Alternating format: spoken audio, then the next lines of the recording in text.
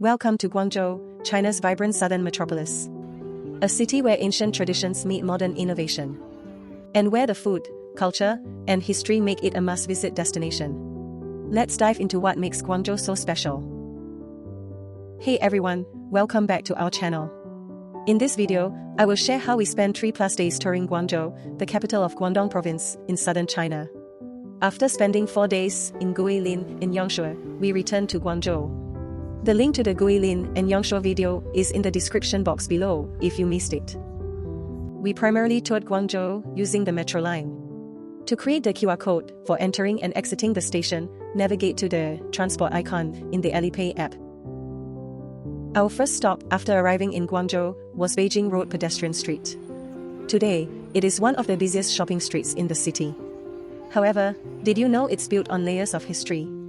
Archaeological sites have uncovered road foundations from the Tang and Song dynasties, showing how trade has thrived for over 1,000 years. Beijing Road is also a famous food street in Guangzhou. To get there, take Metro Line 2 to Gongyuanshan Station, then exit D and walk east for another 800 meters, or take Metro Line 6 and exit B at Beijing Road Station.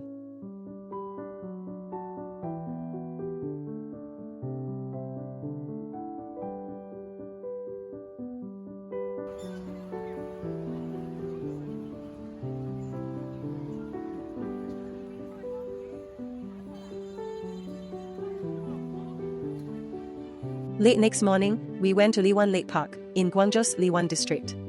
To get there, take Metro Line 6 or 11 to Yongqingfang Station, exit at D1 and walk for about 10 minutes.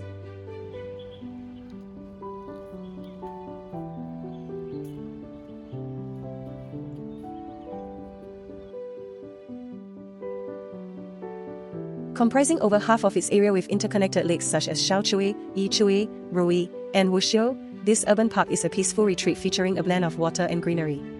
The park features Lingnan-style architecture, including pavilions, bridges, galleries, and resting areas, all nestled within the natural surroundings.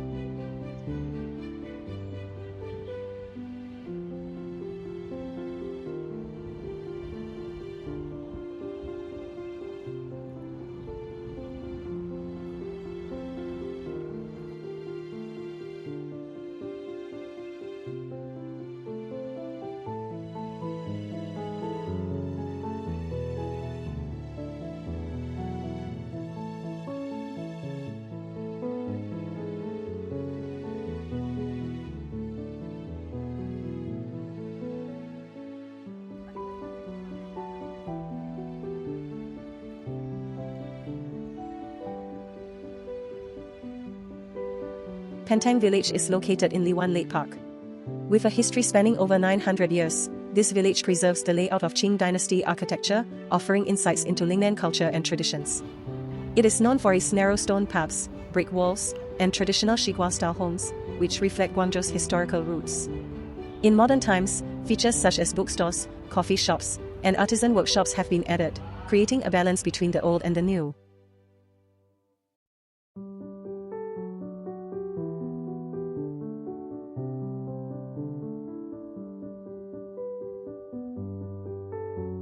Our next stop was Yongqingfang. To get there, we first exited Liwan Lake Park through the east gate and walked towards Liuqi Bay.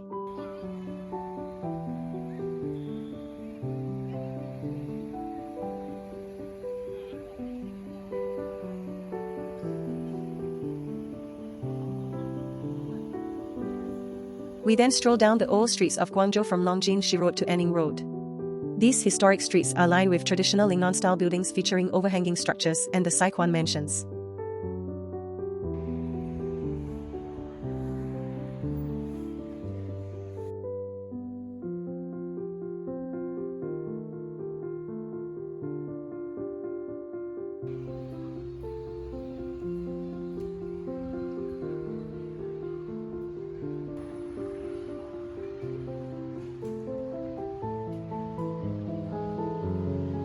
Located in the old town of Guangzhou in southern China's Guangdong Province, Yongqingfang is a landmark and a popular tourist destination. Established in 1931, it has witnessed numerous historical and cultural changes in Guangzhou.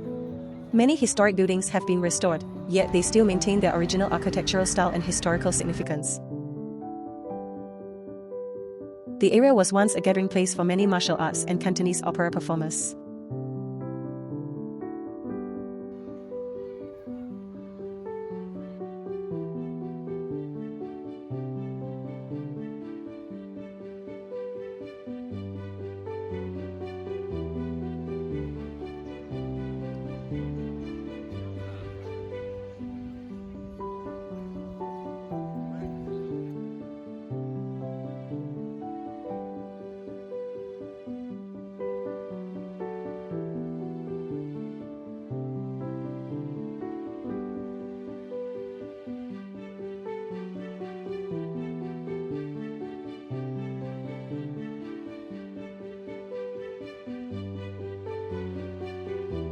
Next was Shangxiajiu Pedestrian Street.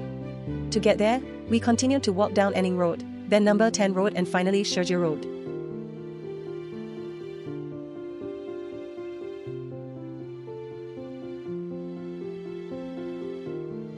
To try some desserts and take a break, we entered Nongxin dessert store, which is famous for its double skim milk. Shangxiajiu Pedestrian Street is among the most vibrant commercial streets in the Liwan district. The street showcases a stunning mix of European and Chinese-style architecture, complete with covered pedestrian walkways.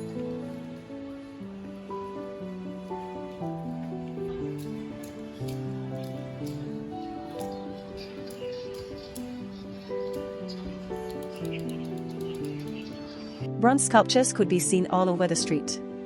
It is a great place for shopping and dining.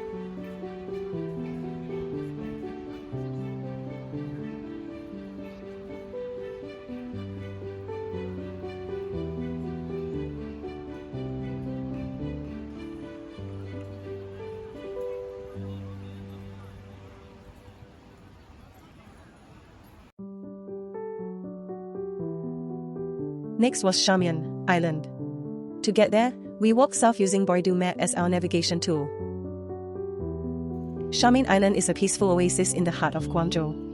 Once a foreign concession during the 19th century, this area showcases stunning European-style architecture. Many of these buildings have been transformed into cafes, hotels, and museums, preserving the history while embracing modern life.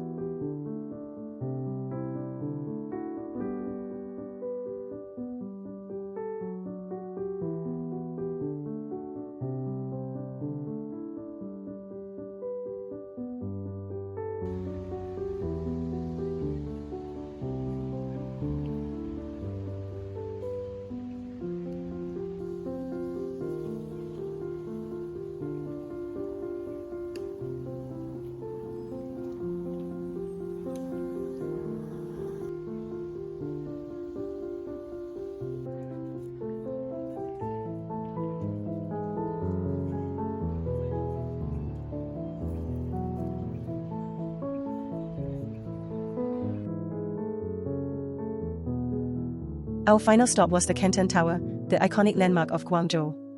Standing at an impressive height of 604 meters, it is the tallest TV tower in China and the second tallest in the world.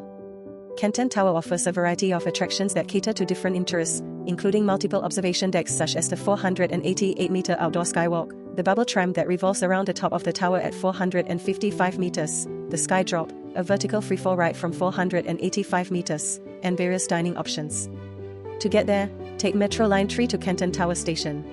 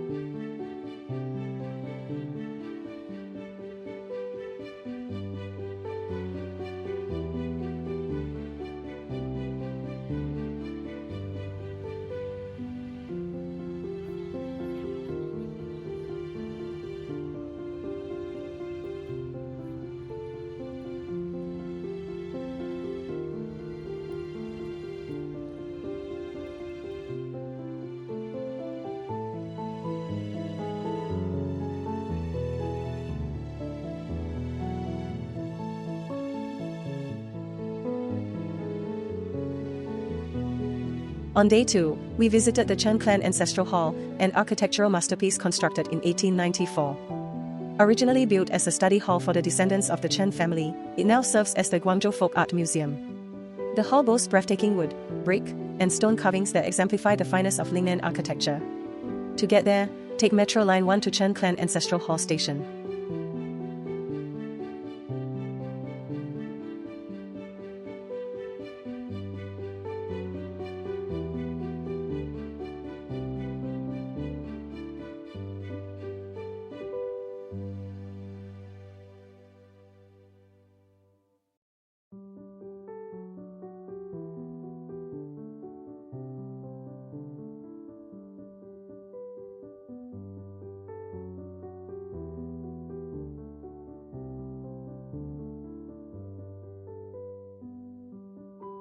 For a taste of Guangzhou cuisine, we journeyed down Xihua Road, a renowned food street popular among locals. Xihua Road is just a 10-minute walk from Chen Clan Ancestral Hall Station.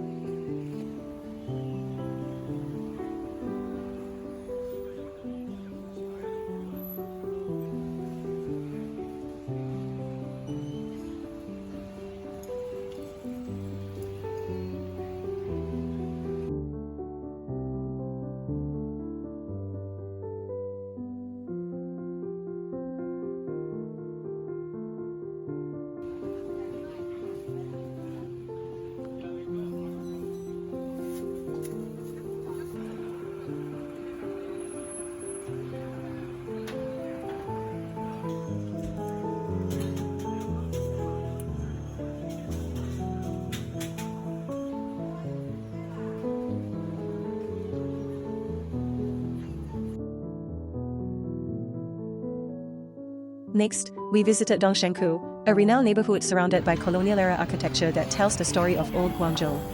It has a rich history dating back to the late 19th and early 20th centuries, when it emerged as a residential area for the affluent. Today, Dongshankou has evolved into a vibrant cultural and creative hub, featuring its cafes, boutique shops, art galleries, and eateries. To get there, take Metro Line 1 or 6 to Dongshankou Station, exit at F and walk for about 450 meters.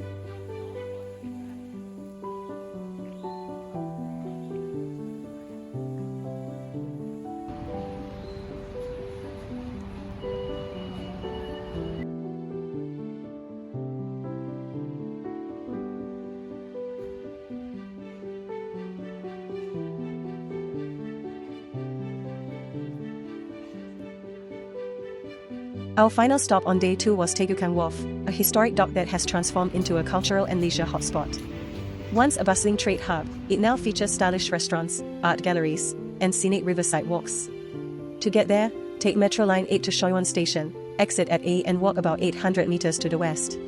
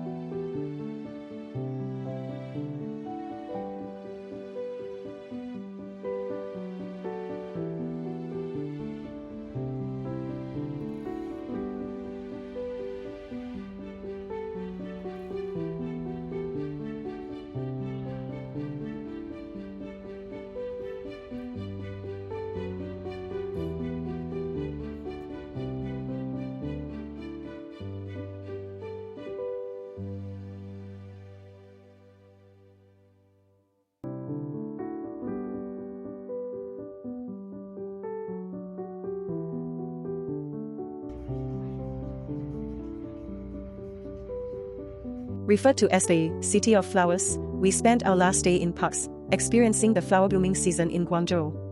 Our first destination was Chuangye Park, known for its early blooming cherry blossoms that have a long flowering period.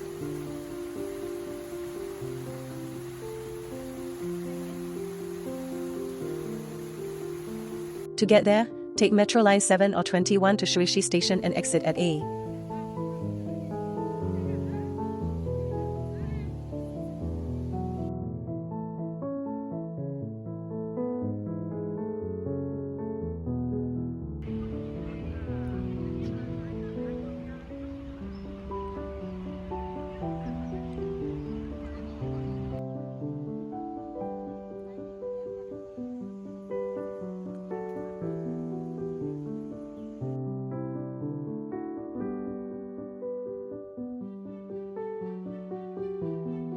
Next, we headed down to Yuexiu Park, home to the iconic 5 Rams statue.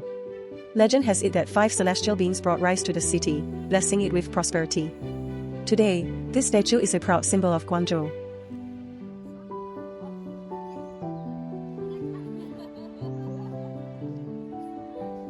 To get there, take Metro Line 2 to Yuexiu Station and exit at A. We saw remains of the city wall of ancient Guangzhou in the park.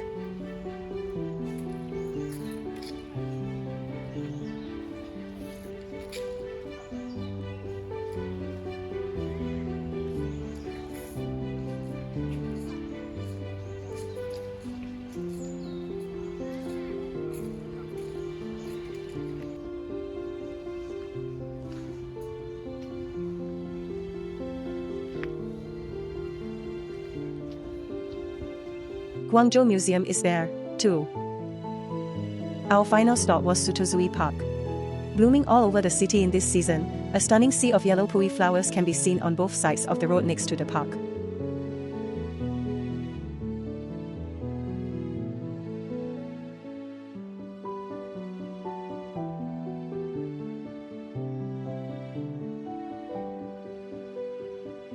To get there, take Metro Line 8 to Tongfushi Station and exit at D.